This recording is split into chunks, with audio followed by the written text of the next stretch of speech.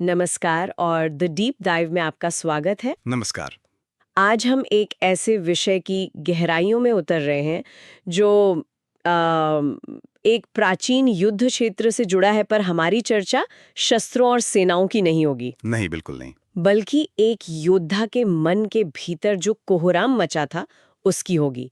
आज का हमारा स्रोत है अर्जुन का विषाद, व्यर्थ विजय का मूल्य, और इसी के सहारे हम भगवत गीता के सिर्फ एक श्लोक पर अपना पूरा ध्यान केंद्रित करेंगे। हाँ, और वो है अध्याय 1 का 33वां श्लोक। बिल्कुल। और हमारा मिशन है इस एक श्लोक के जरिए अर्जुन के उस गहरे मानसिक और भावनात्मक बवंडर को समझना, जहां एक ही पल में उनके लिए जीत, राज्य और सुख सब कुछ अपना अर्थ खो देते हैं। हाँ, हम ये जानने की कोशिश करेंगे कि एक महान योद्धा के लिए अचानक सब कुछ व्यर्थ क्यों हो गया। आइए इस पर गहराई से विचार करते हैं। जरूर। तो शुरू करने से पहले उस पल की तस्वीर को समझना जरूरी है। कुरुक्षेत्र का मैदान। हाँ, माहौल को समझना बहुत जरूरी है। दोनों तरफ सेनाएं आमने सामने हैं। युद्ध बस शुरू होने ही वाला है। अर्जुन उस युग के सबसे बड़े धनुर्धर, आत्मविश्वास से भरे हुए हैं। उन्होंने अपने सारथी श्री कृष्ण से कहा है कि रथ को दोनों सेनाओं के बीच ले चलें, ताकि वो देख सकें कि उन्हें किनसे लड़ना है। हाँ, ये एक योद्धा का आत्मविश्वास है, इसमें कोई डर नहीं है। ये बहुत महत्वपूर्ण बिंदु है। ये कोई पहले से सोचा समझा दार्शनिक चिंतन नहीं है। ये एक बहुत ही त्वरित, एक विसरल रिएक्शन है। अच्छा। जब वे सामने देखते हैं तो उन्हें दुश्मन नहीं दिखते, उन्हें अपने दादा भीष्म दिखते हैं, अपने गुरु द्रोणाचार्य, अपने भाई और संबंधी। तो युद्ध का जो एक अमूर्त विचार था वो अचानक बहुत ज्यादा व्यक्तिगत और भयानक हो जाता है। बिल्कुल। और इसी मानसिक स्थिति में, इसी उथल-पुथल में वे ये श्लोक कहते हैं। तो उस संदर्भ के साथ चलिए अब सीधे उस श्लोक पर आते हैं जो इस पूरी चर्चा का केंद्र है।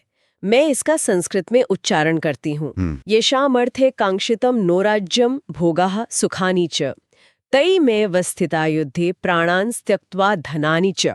और इसका सरल हिंदी में अनुवाद है, जिनके लिए हम राज्य, भोग और सुख की कामना करते हैं, वही लोग यहाँ युद्ध भूमि में अपने प्राणों और धन को त्याग करने के लिए खड़े हैं।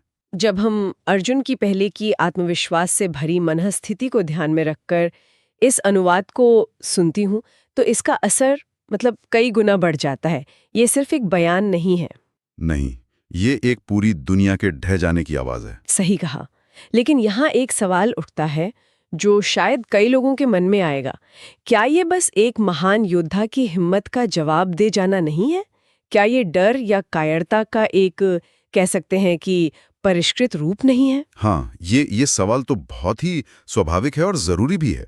देखिए, स्रोत इस बात पे जोर देता है कि अर्जुन का संकट साहस का नहीं, बल्कि उद्देश्य का संकट है। उद्देश्य का संकट। हाँ, कायरता होती है अपनी जान जाने का डर। अर्जुन को अपनी जान का डर नहीं है, उन्हें तो अपने प्रियजनों की जान लेने का भय है। अच्छा। वे उस परिणाम से डर रहे हैं जहां वे ऐसे सिंहासन पर बैठेंगे जिसके पाए उनके अपनों के खून से सने होंगे। यह नैतिक और भावनात्मक पतन का डर है, शारीरिक भय का नहीं। अच्छा, तो ये क्यों का संकट है, कैसे का नहीं? वे लड़ना जानते हैं, पर अब उन्हें समझ नहीं आ रहा कि वे क्यों लड़ें। बिल्कुल। यहाँ से बात वाकई दिलचस्प हो जाती है। ये एक ऐसा विरोधाभास है कि जिस चीज को पाने के लिए वे लड़ रहे हैं, उसी लड़ाई की प्रक्रिया में वे उसे खो देंगे। ये तो एक असंभव पहेली जैसी लगती है। बिल्कुल। और इसी को स्रोत ने व्यर्थ विजय का नाम दिया है। व्यर्थ विजय? हाँ, एक ऐसी जीत जिसका जश्न मनाने के लिए कोई अपना ही ना बचा हो। अर्जुन को यह एहसास हो रहा है कि उनकी जीत एक खोखली जीत होगी। एक ऐसी सफलता जो उन्हें सुख नहीं, बल्कि जीवन भर का पछतावा और अकेलापन देगी। यह जीत हार से भी बदतर महसूस हो रही है। इस व्यर्थ विजय की भावना आज के समय में भी बहुत प्रासंगिक लगती है। जैसे कोई उद्यमी अपने परिवार को बेहतर भविष्य देने के लिए दिन रात काम करता है। सही उदाहरण है। अपनी सेहत, अपने रिश्ते, सब कुछ दांव पर लगा देता है। और मान लीजिए 20 साल बाद जब उसकी कंपनी अरबों की हो जाती है, तो उसे एहसास होता है कि इस प्रक्रिया में उसके बच्चे बड़े हो गए, जीवन साथी से दूरी बन गई। उसे वो राज्य तो मिल गया, लेकिन जिनके लिए वो राज्य चाहा था वे ही अब उस महल में उसके साथ नहीं है। ये एक बेहतरीन समकालीन सादृश्य है और ये हमें सीधे श्लोक के गहरे दार्शनिक महत्व की ओर ले जाता है। हाँ। स्रोत का भावार्थ बताता है कि यह श्लोक 3 प्रमुख मानवीय भावनाओं की एक विस्फोटक श्रृंखला को दर्शाता है। ये एक के बाद एक आती हैं। अच्छा, कौन सी हैं वो 3 भावनाएं? पहली है मोह, यानी अपने प्रियजनों के प्रति गहरा लगाव। यहाँ मैं थोड़ा रुकना चाहूंगी। आमतौर पर मोह को एक नकारात्मक शब्द माना जाता है, लेकिन परिवार से लगाव तो एक स्वाभाविक और अच्छी बात है। तो यहाँ ये एक समस्या क्यों बन गया? आप सही कह रही हैं। लगाव अपने आप में समस्या नहीं है। समस्या तब होती है जब लगाव इतना गहरा हो जाए कि वो कर्तव्य और विवेक पर पर्दा डाल दे। मतलब वो विवेक को ढक लेता है। हाँ, अर्जुन के लिए सामने खड़े लोग सिर्फ विरोधी सेना के सैनिक नहीं हैं जिन्हें धर्म की स्थापना के लिए हराना उनका क्षत्रिय कर्तव्य है। नहीं, उनके लिए वो परिवार हैं। वे सिर्फ दादा, गुरु और भाई हैं, और ये मोह उन्हें उनके बड़े कर्तव्य यानी धर्म से विमुख कर रहा है। समझ गई। तो इस तीव्र मोह से दूसरी भावना पैदा होती है जिसका जिक्र स्रोत में है, करुणा यानी दया। हाँ, लेकिन ये भी एक सामान्य करुणा नहीं है। ये एक चयनात्मक, पक्षपातपूर्ण करुणा है। पक्षपातपूर्ण वो कैसे? ये केवल अपने लोगों के लिए है। उन्हें ये सोचकर दुख हो रहा है कि मेरे अपने लोग युद्ध में मारे जाएंगे। ये करुणा उनके हाथ से गांडीव को छुड़वा रही है। ये उनके क्षत्रिय धर्म के पालन में बाधा बन रही है। ये उन्हें कमजोर बना रही है। तो ये एक भावनात्मक श्रृंखला है।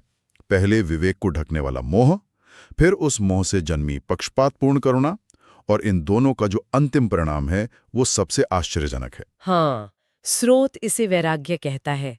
ये मुझे बहुत अजीब लगा, क्योंकि वैराग्य तो एक आध्यात्मिक उपलब्धि मानी जाती है जो सालों की साधना के बाद आती है। यहाँ ये दुख और भ्रम से कैसे पैदा हो रहा है? यही इस क्षण की सबसे अनूठी बात है। ये साधना से उपजा ज्ञान का वैराग्य नहीं है, ये विषाद से उपजा शोक का वैराग्य है। शोक का वैराग्य। हाँ, अर्जुन को अचानक राज्य, भोग, सुख सब कुछ व्यर्थ लग रहा है। क्यों? इसलिए नहीं कि उन्हें कोई ब्रह्मज्ञान हो गया है, नहीं, बल्कि इसलिए कि जिस सुख की उन्होंने कल्पना की थी उसकी नींव ही ढहती हुई दिख रही है। जब सुख का स्रोत यानी प्रियजन ही नहीं रहेंगे तो सुख को देने वाली चीजों का क्या मूल्य? तो ये एक तरह का भावनात्मक दिवालियापन है। बिल्कुल सही शब्द है, भावनात्मक दिवालियापन, जहां दुनिया की हर चीज अपनी कीमत खो देती है। वाह, ये तो इस स्थिति को देखने का नजरिया ही पूरी तरह से बदल देता है। ये आध्यात्मिक वैराग्य नहीं, बल्कि दुख की आग से पैदा हुई राख है। हाँ, तो ये मोह, करुणा और वैराग्य की तिकड़ी ही अर्जुन के पूरे संकट का मनोवैज्ञानिक खाका है। यहाँ जो बात ध्यान खींचती है वो ये है कि ये सिर्फ अर्जुन की कहानी नहीं है, ये एक सार्वभौमिक मानवीय दुविधा है। हम सब अपने जीवन में अर्जुन की तरह ही उन लक्ष्यों का पीछा करते हैं जिनकी सफलता की कीमत हमारे रिश्तों को चुकानी पड़ती है। हाँ, ये तो सच है। चाहे वो पदोन्नति के लिए सहकर्मी को नीचा दिखाना हो या ज्यादा मुनाफे के लिए नैतिक मूल्यों से समझौता करना हो, हम अक्सर ये भूल जाते हैं कि हम ये सब किसके लिए कर रहे हैं। सही बात है। अर्जुन का विषाद हमें हमारे जीवन के उस मौलिक क्यों की याद दिलाता है। और इसी बिंदु पर आकर अर्जुन को लगता है कि युद्ध का औचित्य ही समाप्त हो गया है। जो क्यों था वही अब दांव पर है। हाँ, वे कृष्ण से ये नहीं कह रहे कि मैं लड़ नहीं सकती, वे असल में ये पूछ रहे हैं कि मैं क्यों लड़ूं, किसके लिए लड़ूं, इस जीत का अंततः लाभार्थी कौन होगा? ये एक महत्वपूर्ण प्रश्न खड़ा करता है। किसी भी उपलब्धि का असली मूल्य क्या है? क्या ये बाहरी पुरस्कार है, जैसे राज्य, धन या प्रसिद्धि, या फिर कुछ और? या ये आंतरिक शांति, संतुष्टि और हमारे प्रियजनों के साथ हमारे संबंध हैं? अर्जुन का विषाद इसी बोध से उत्पन्न होता है कि उनकी जीत का मार्ग उन सभी चीजों के विनाश से होकर जाता है जिन्हें वे वास्तव में महत्व देते हैं। उनकी सफलता की परिभाषा ही समस्याग्रस्त हो गई। हाँ, बिल्कुल। ये कुछ ऐसा है जैसे किसी पर्यावरणविद से कहा जाए कि एक दुर्लभ जंगल को बचाने के लिए उसे एक गांव को पूरी तरह से उजाड़ना होगा। बहुत अच्छा उदाहरण है। वो किस नैतिक आधार पर ये निर्णय लेगा? एक तरफ प्रकृति है, दूसरी तरफ इंसान। अर्जुन के लिए भी एक नैतिक गतिरोध है। वे धर्म की स्थापना के लिए लड़ने आए हैं, लेकिन इस प्रक्रिया में वे अपनी ही कुल का नाश कर देंगे, जो अपने आप में एक बहुत बड़ा अधर्म है। हाँ। अगर हम इसे बड़ी तस्वीर से जोड़कर देखें तो ये श्लोक हमें साधनों और साध्य के बारे में सोचने पर मजबूर करता है। क्या लक्ष्य इतना महत्वपूर्ण हो सकता है कि उसे पाने के लिए अपनाए गए रास्ते की नैतिकता को नजरअंदाज कर दिया जाए? स्रोत का शीर्षक व्यर्थ विजय इसी बात पर जोर देता है। एक ऐसी जीत जिसे हासिल करने के बाद आप अकेले और अपराध बोध से भरे रह जाएं, वो शायद हार से भी ज्यादा दुखदायी होती है। तो इन सब का क्या मतलब निकलता है? इस गहरी और परतदार चर्चा से हम क्या सीख लेकर जा सकते हैं? मुझे लगता है कि यह श्लोक भ्रम के बीच स्पष्टता का एक बहुत शक्तिशाली क्षण है। यह कोई कमजोरी का क्षण नहीं, बल्कि एक भयानक सच्चाई के साक्षात्कार का क्षण है। हाँ, साक्षात्कार का क्षण। अर्जुन को युद्ध के मैदान में अचानक ये ज्ञान होता है कि उसकी जीत की कीमत ही उसकी जीत का कारण है। यानी जिन लोगों के लिए वो जीतना चाहती है, उन्हीं को मारकर उसे जीतना होगा। और ये एहसास ही उसके विषाद का मूल है। बिल्कुल। और इसकी मुख्य सीख, जैसा कि स्रोत इंगित करता है, यह है कि ये श्लोक हमें अपनी महत्वाकांक्षाओं और लक्ष्यों के पीछे के क्यों पर लगातार सवाल उठाने के लिए प्रेरित करता है। बार बार खुद से पूछना। हाँ, हमें समय समय पर रुककर खुद से पूछना चाहिए कि हम जो कर रहे हैं वो क्यों कर रहे हैं, और क्या उस लक्ष्य को पाने की प्रक्रिया हमारे उन मूल मूल्यों को ही तो नष्ट नहीं कर रही है जिनके लिए हमने वो लक्ष्य बनाया था। एक ऐसी जीत जो हमारी खुशी और हमारे रिश्तों की नींव को ही नष्ट कर दे, वो वास्तव में एक व्यर्थ विजय है।